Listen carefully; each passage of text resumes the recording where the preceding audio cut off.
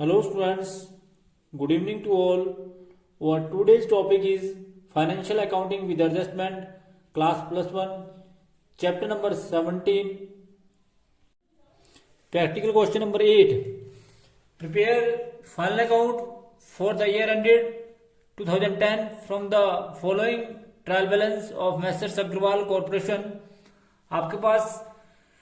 Trial balance में particulars दिए हैं डेबिट साइड में, plant and machinery asset side, wages trading के डेबिट में, परचेज आप सभी जानते हैं ट्रेडिंग के डेबिट में, basic and custom duty trading के डेबिट में, कैरेज ट्रेडिंग के डेबिट में, रेंट प्रॉफिट लॉस अकाउंट के डेबिट में, furniture each and everybody know furniture को जो है वो बैलेंस शीट में asset side, salary profit loss account के डेबिट में, cash in hand asset side, sale return sale में से लेस, ओपनिंग स्टॉक ट्रेडिंग के डेबिट में, repair and renewal profit loss account के डेबिट में, डिस्काउंट प्रॉफिट लॉस अकाउंट के debit में, insurance and tax profit loss account के debit में, debtors asset side, bad debts profit loss account के debit में, capital liability side, sale trading के credit में, creditors liability side, commission profit loss account के credit में, provision for doubtful debt profit loss account के credit में, और purchase return purchase में से लेस। क्लोजिंग स्टॉक की डबल एंट्री एक बार ट्रेडिंग के क्रेडिट में और दूसरी बार बैलेंस शीट में असेट साइड, अनएक्सपायर्ड इंश्योरेंस की भी एक बार असेट साइड और इंश्योरेंस में से less, make a provision for doubtful debt debtor में से लेस, प्रॉफिट लॉस अकाउंट के डेबिट में, depreciation of plant and machinery 20% plant and machinery में से लेस और प्रॉफिट लॉस अकाउंट के डेबिट में, फर्नीचर में से लेस और प्रॉफिट लॉस अकाउंट के डेबिट में, goods costing rupees 200 sent to customer on approval basis of rupees 1500 has been sent to record in the books as actual sale, rupees 300 of commission belonging to the work done for next year, तो commission received in advance and wages include 400 for erection of machinery। ध्यान रखें depreciation machinery पे तब लगाया जाएगा कि wages में से लेस करने के बाद मशीनरी में जोड़ने के बाद उस पर डेप्रिसिएशन लगाया जाएगा। Repair and renewal include 100 rupees for the account of repair done for the private expenses, तो ये ड्राइंग रिपेयर में से लेस किया जाएगा और ड्राइंग में ऐड करके कैपिटल में से लेस किया जाएगा। अलाउड इंटरेस्ट कैपिटल के इंटरेस्ट कैपिटल पर 5% जो इंटरेस्ट कैपिटल पर दिया जाएगा। तो किस प्रकार से इसकी आप सारी एंट्रियां करेंगे आपको क्लियर बताया जाएगा। इसमें बीच में आपको ये भी बताया जाएगा कि goods costing rupees 1200 were sent to customer on approval basis for rupees 1500 has been recorded in the books of account for actual sale। तो किस प्रकार से ये सेल में से लेस होगा और किस प्रकार से इसको आप लेखा पुस्तकों में दिखाएंगे या डेटर में से भी लेस होगा और कितना होगा और कॉस्ट में कितना होगा, इसका कॉस्ट प्राइस क्या होगा और जो इसका स्टॉक की वैल्यू हो किस प्रकार से इसकी जो है वो डबल एंट्री की जाएगी, आपको बड़ा डिटेल में बताया जाएगा। तो क्वेश्चन नंबर 8 में हमारे पास सबसे पहले दिए प्लांट एंड मशीनरी। तो प्लांट एंड मशीनरी के साथ कुछ एडजस्टमेंट भी दिए हैं, उनको भी आप इसमें करेंगे। तो प्लांट एंड मशीनरी सबसे पहले दिए plant and machinery asset side, plant and machinery जो है आपके पास दी हुई है वो आप असेट साइड लिखेंगे। ये दिए 12,600। इसमें ऐड करेंगे वेजेस, इसमें आप ऐड करेंगे वेजेस जो इलेक्शन की थी इसकी प्लांट एंड मशीनरी की रिपेयर की थी वो वेजेस आप इसमें ऐड करेंगे और ये फिर है 400 और इसको जमा करने के बाद जो आपके पास आएगा वो आएगा 13,000। फिर उसके बाद आप सभी जानते हैं इसमें से आप डेप्रिसिएशन घटाएंगे तो लेस हम इसमें से डेप्रिसिएशन भी करेंगे, हम इनकी सबकी डबल एंट्री भी करेंगे जो हम ये आएंगे। तो अभी हम इसको लिख लेते हैं, डबल मशीनरी पे डेप्रिसिएशन लगाया जो है वो 20%, तो 20% आप इसमें डेप्रिसिएशन लगाएंगे। तो 20% डेप्रिसिएशन लगाने के बाद 13,000 का 20%, ध्यान रखें इस बात का, 13,000 का 20% डेप्रिसिएशन लगाएंगे तो जो आपके पास बैलेंसिंग फिगर बचेगा 10,400, इसको आप जो है असेट साइड लिख देंगे। उसके बाद आपको पास इसके बाद जो है आपके पास वेजेस दी है, तो वेजेस आप सभी जानते हैं ट्रेडिंग के डेबिट में आती है। सबसे पहले आप सभी जानते हैं इसमें ओपनिंग स्टॉक लिखा आता है, तो हम सबसे पहले यहाँ पर ऊपर ओपनिंग स्टॉक लिख देंगे, जो अमाउंट होगा उसको अमाउंट को लिखेंगे टू ओपनिंग स्टॉक जो आपके पास इसमें दिया है वो दिया 1500 ओपनिंग स्टॉक लिखेंगे। और उसके बाद आप इसमें सब आप सभी जानते हैं इसमें आप परचेज लिखते हैं, ओपनिंग स्टॉक के बाद आप परचेज आती है तो आप फिर परचेज लिखेंगे। तो परचेज जो आपके पास दी हुई है वो दिए 18,700 और इसमें से लेस करेंगे आप रिटर्न, जो क्रेडिट साइड दिया हुआ है रिटर्न आउटवर्ड जिसको आप बोलते हैं, वो आपके पास दिया 650 घटाने के बाद जो आपके पास बैलेंसिंग बचा हुआ है 18,050। उसके बाद आप सभी जानते हैं, आप वेजेस जो आपके पास दी हुई है, टू वेजेस, तो वेजेस आप इसमें लिखेंगे, तो वेजेस आपके पास दी हुई है जी 3400। वेजेस में जो है गलती से इंक्लूड है मशीनरी का, तो लेस करेंगे new machinery, erection new machinery का जो आपका है उसको आप लेस करेंगे, तो न्यू मशीनरी जो है का जो अमाउंट है उसको आप लेस करेंगे, जो आपने यहाँ पर ऐड भी किया था 400 रुपये, तो इसको आप 400 आप इसमें से लेस करेंगे। 400 लेस करने के बाद आपके पास वेजेस का अमाउंट जो आएगा वो 3000 आएगा। वेजेस के बाद आपके पास जो अगला अमाउंट दिया है वो परचेज दिया, हमने उसकी एंट्री कर ली है, परचेज में से परचेज रिटर्न भी करा लिया। फिर आपके पास दिया ऑक्ट्री। ऑक्ट्री जो है आप सभी जानते हैं ये प्रॉफिट एंड लॉस अकाउंट के डेबिट में आती है, ट्रेडिंग के डेबिट में आती है, सॉरी, तो ट्रेडिंग के डेबिट में हमने लिखा 250। ऑक्ट्री के बाद आपके पास दिया कैरीज, 2 कैरीज। आप सभी जानते हैं जो कैरीज होता है वो भी ट्रेडिंग के डेबिट में आता है, तो 2 कैरीज, कैरीज आपके पास दिया है जिसमें 775। उसके बाद आपके पास रेंट दिया है, रेंट आप सभी जानते हैं प्रॉफिट एंड लॉस अकाउंट के डेबिट में आएगा, तो 2 रेंट, 2 रेंट आपके पास दिया है इसमें, 2 रेंट आपके पास दिया 290।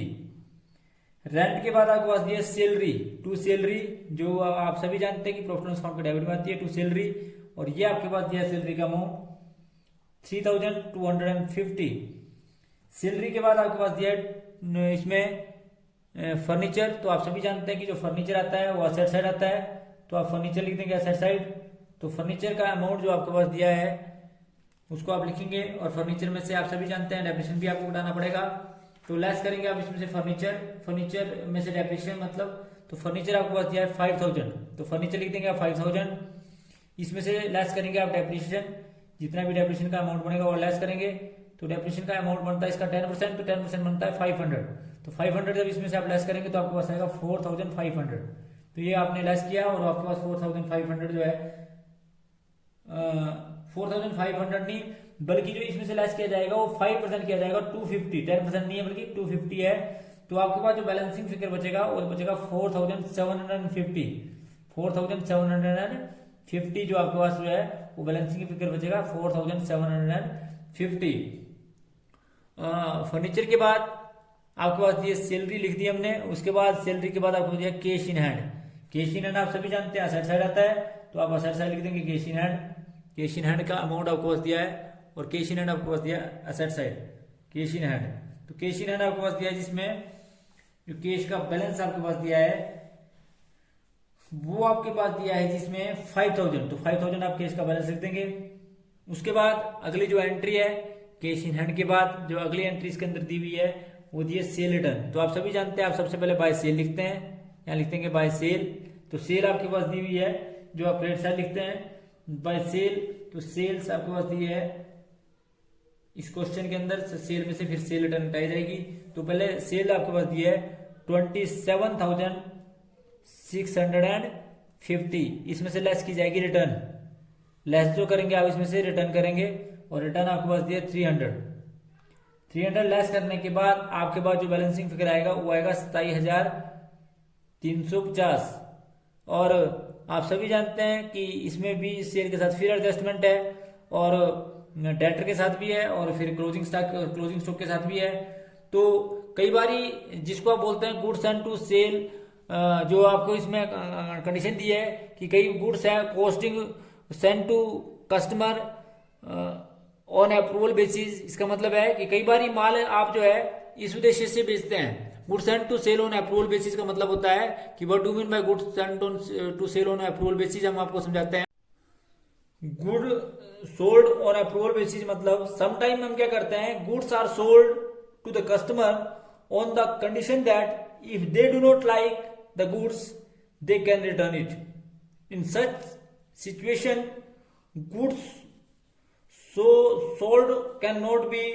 treated as a sale because such goods can be returned by the customer। दो आप एंट्री क्या करते हैं इसके लिए, sale account debit to debtors account with sale value and good sold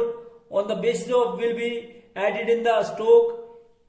it's cost price, तो एंट्री करते हैं stock with customer to trading account. The adjustment entry जो की जाती है वो इसका इफेक्ट ये पड़ता है कि एक तो आपकी सेल ऑन अप्रूवल बेसिस है, इसलिए आप इसको डेटर में से सेल में से भी डिडक्ट करेंगे, और साथ में आप इसे प्रॉफिट एंड लॉस अकाउंट के क्रेडिट में ट्रेडिंग में जो क्लोजिंग जो कॉस्ट वैल्यू है उसको आप ऐड करेंगे, और बैलेंस शीट में इसे डेटर में से डिडक्ट किया जाएगा और साथ साथ में क्लोजिंग स्टॉक में भी जो है कि वैल्यू को इंक्रीज किया जाएगा।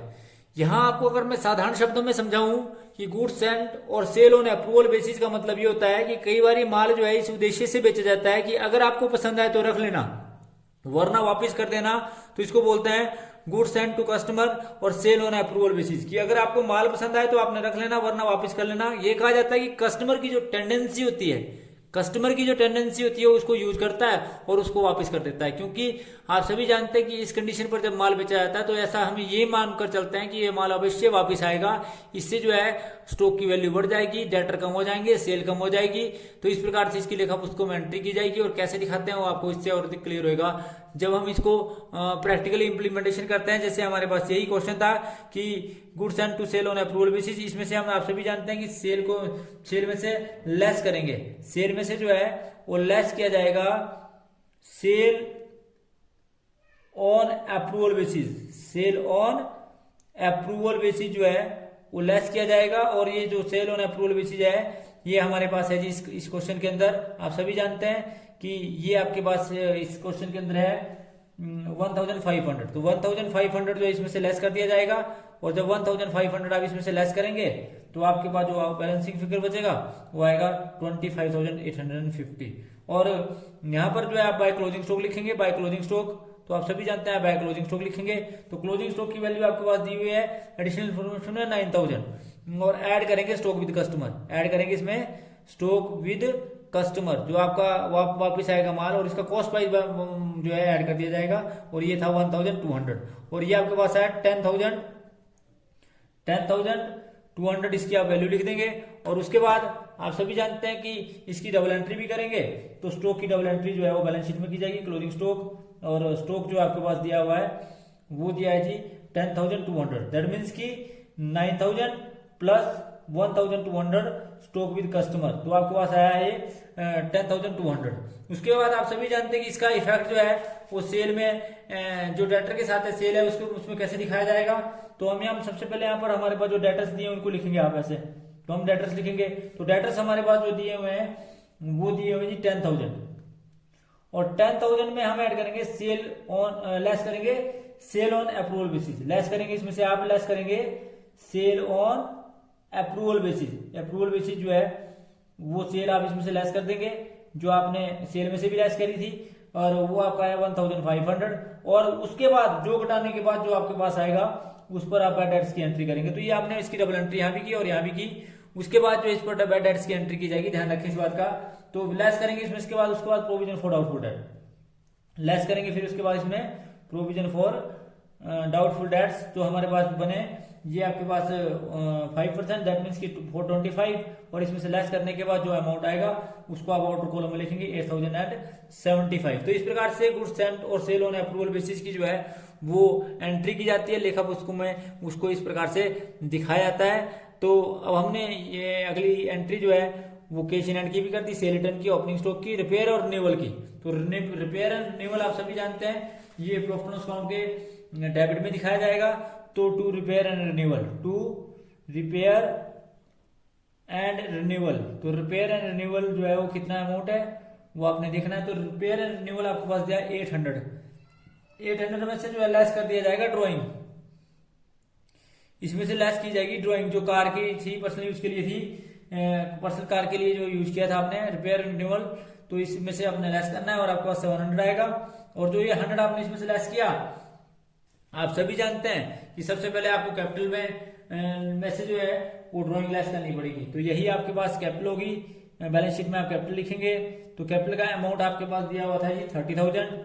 इसमें से आप लेस करेंगे ड्राइंग, लेस करेंगे आप इसमें से ड्राइंग जो आपने रिपेयर एंड रिन्यूअल में इंक्लूड कर दी थी, और वो है जी 100 रुपीज, और 100 रुपीज घटाने के बाद आपके पास आया 29,900। तो इस प्रकार से जो आपका एडिशनल इन्फॉर्मेशन में था कि आपने जो है वो कार का जो पर्सनल खर्चा है उसको मतलब जो आपका पर्सनल एक्सपेंडिचर था वो आपने used by A for his personal expenses, तो वो आपने जो है इसमें से घटाया और उसको जो है लेखा पुस्तकों में दिखाया। तो किस प्रकार से हमने इसकी एंट्री करी वो आपने देखा। उसके बाद हमारे पास जो है रिपेयर एंड रिन्यूअल के बाद जो है वो डिस्काउंट है। तो डिस्काउंट भी आप सभी जानते हैं कि प्रॉफिट लॉस अकाउंट के डेबिट में दिखाया जाएगा। तो टू डिस्काउंट आप जिसको बोलते हैं, तो आपने दिखाया टू डिस्काउंट, और ये डिस्काउंट का अमाउंट आपके पास है 300 आपने दिखा दिया। और उसके बाद इंश्योरेंस एंड टैक्स, डिस्काउंट के बाद जो आपके पास दिया है इंश्योरेंस एंड टैक्स, तो टू इंश्योरेंस एंड टैक्स, और इसके साथ भी एडिशनल इन्फॉर्मेशन दी है, इसलिए इसको कॉलम में लिखेंगे। ये 700 लेस करेंगे इसमें से प्रीपेड, लेस करेंगे आप इसमें से प्रीपेड, जो प्रीपेड है का अमाउंट है आपके पास, वो प्रीपेड का अमाउंट है आपके पास 150 जब आप इसमें से लेस करेंगे तो आपके पास आएगा 550। और उसके बाद आप यहाँ पर इसमें आपके पास बैड डेट्स दिए, डेटर्स की हमने एंट्री कर दी है, तो टू बैड डेट्स आपके पास दिए हैं जिसमें 800। ऐड इसमें करेंगे न्यू प्रोविजन, ऐड करेंगे new provision for bad debts जो आपके पास दिए हैं वो है जी आपके पास 425 आपने इसमें ऐड कर दिए, तो ये आपके पास है 1225। और इसमें से लेस करेंगे ओल्ड प्रोविजन, लेस करेंगे इसमें से ओल्ड प्रोविजन, जो आपके पास ओल्ड प्रोविजन दिए हैं वो आपके पास दिए हैं जी 300, तो 300 इसमें से माइनस किए और ये आपके पास आया 925। और उसके बाद आपके पास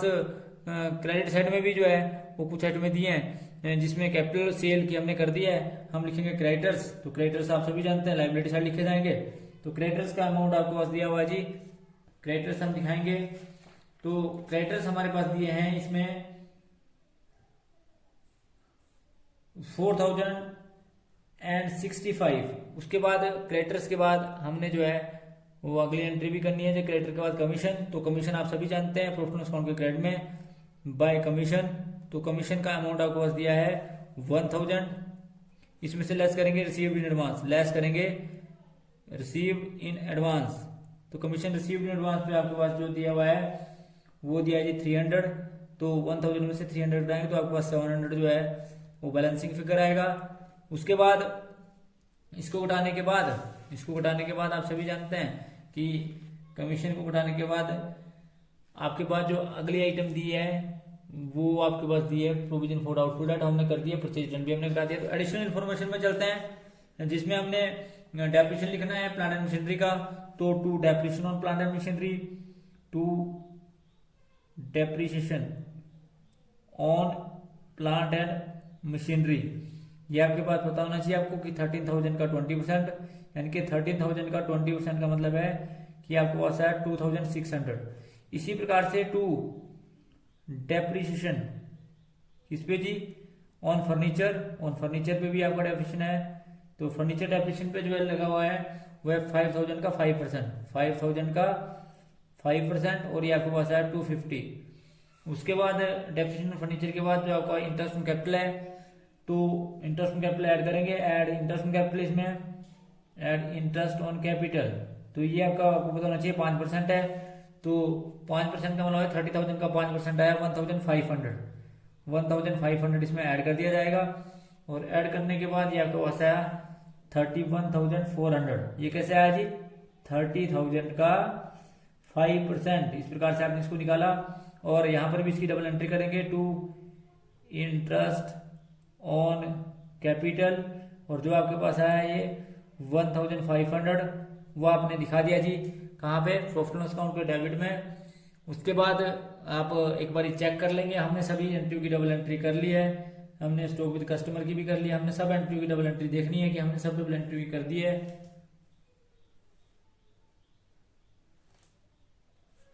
यहाँ पर हमने जो है अनएक्सपायर्ड इंश्योरेंस, प्रीपेड इंश्योरेंस की जो है वो डबल एंट्री नहीं करी, तो इसको भी आप देख लें यहाँ से, प्रीपेड इंश्योरेंस की डबल एंट्री, प्रीपेड इंश्योरेंस जो है वो आपके पास है 150। इसी प्रकार से लायबिलिटी साइड में जो अभी एंट्री आएगी, अभी हम सबसे पहले हम क्लोजिंग स्टॉक ट्रेडिंग अकाउंट का टोटल करेंगे, तो ट्रेडिंग अकाउंट का टोटल करने के बाद आपने देखा कि क्रेडिट साइड का टोटल जो है डेबिट साइड के टोटल से ज्यादा आया, और ये जितना ज्यादा आया उसको आप लिखेंगे, तो ये आपके पास अगर इसका टोटल करेंगे तो आपके पास आया 36,050, और इस प्रकार से यहाँ पर भी लिख देंगे 36,050। यहाँ पर जो आपके पास आया उसको बोलेंगे टू ग्रोस प्रॉफिट, क्या बोलेंगे जी टू ग्रोस प्रॉफिट, और जो ग्रोस प्रॉफिट आएगा उसको आप लिखेंगे यहाँ पे, इसको सबको माइनस करने के बाद ये आया जी आपके पास, ये आया, फिर उसके बाद 3,000, फिर ये और फिर ये, और फिर आपके पास बैलेंसिंग फिगर हटाने के बाद आपके पास आया 475, इस 12,475 को आप क्रेडिट साइड लीजिएंगे, प्रॉफिट लॉस अकाउंट के डेबिट क्रेडिट में by gross profit brought down that is 12,475 और इसको आप उसमें जोड़ेंगे। तो जोड़ने के बाद जो इसका क्रेडिट साइड का टोटल जो है वो ज्यादा आया, और क्रेडिट साइड का टोटल करने से पहले आप देख लें कि आपने सारी एंट्री यहाँ पर भी कर दी हैं। तो सारी एंट्रियां जो हैं वो कर दी हैं, तो आपके पास जो है बैलेंसिंग फिगर बचा टू नेट प्रॉफिट, और नेट प्रॉफिट आपके पास जो बैलेंसिंग फिगर बचा वो है जी 2810। आमने सामने टोटल बराबर, जो बराबर आया वो टोटल आया हुआ है 13,175। यहाँ पर भी 13,175। इस नेट प्रॉफिट को आप यहाँ से ऐड कर देंगे, ऐड नेट प्रॉफिट, और नेट प्रॉफिट जो है वो बैलेंस शीट में ऐड किया जाएगा कैपिटल में। तो नेट प्रॉफिट है 2810। इसको ऐड करने के बाद ये इसका टोटल आया